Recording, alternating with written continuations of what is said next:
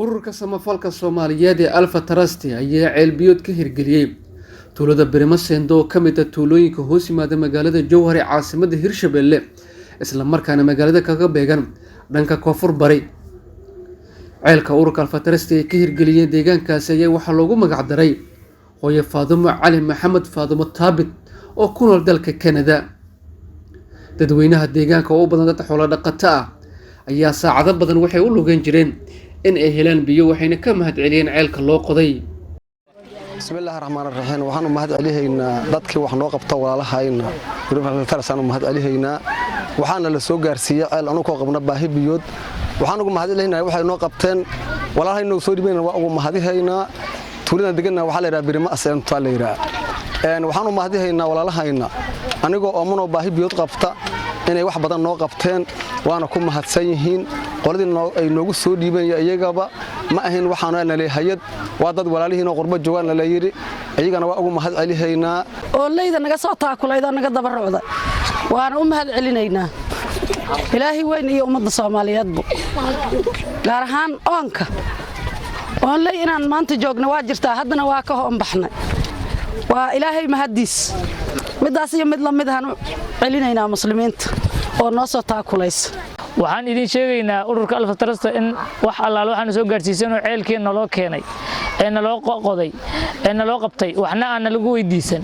horta ma hadaas Allah iskale awalan mid labaadna idinka iskale waxaan rajaynayaa inaan codkeen idin soo gaariyo waxaa tiin walaalo Soomaaliyeed wax allaal waxaan noo qabatiin ajir Allah in ka siiyo sadaqa jarin Allah in kaaga dhigo haddaan nahay dad degan deegaan kamid ah Shabeellada Dhexe in loo qabtay waxaan noo soo dhiibteen ceelka naloo qoday aan maanta joogno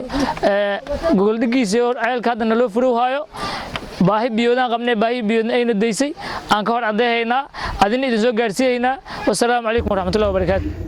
dhinaca kale injineer Maxamuud Maxamed Raagi ayaa ka hadlay muhiimadda ceelka.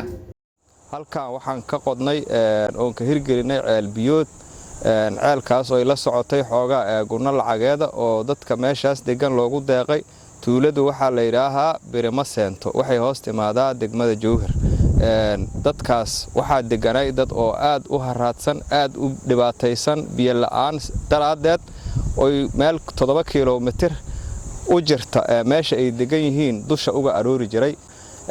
ceelku wuxuu leeyahay oo wataa 2 bambo oo mid solar ku shaqeynayso iyo mid gacanta lagu babaysanayo labadaba la isku cabi karo wuxuu wataa baraag oo la yiraahdo baraagta xooluhu ka cabaan ama dadkuna ka dhaansado xooluhuna ka cabaan ceelkana biyaha loogu kaydiyo si waqtiga badan loo cabo ceelkaas waxa loogu magac daray Faadumo Cali Maxamed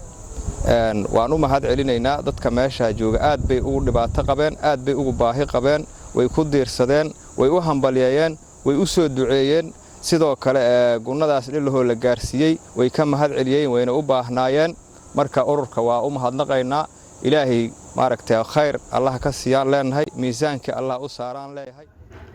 maahan markii ugu horeysay ee ururka Alpha Trust barnaamijyo samafal ay ka hirgeliyaan deegaano ka mid ah gobolka Shabeellaha Dhexe iyadoo ururka hore uga qayb qaatay gurmadka fatahaadihii ka dhacay gobolka. Ibrahim Ali Nuur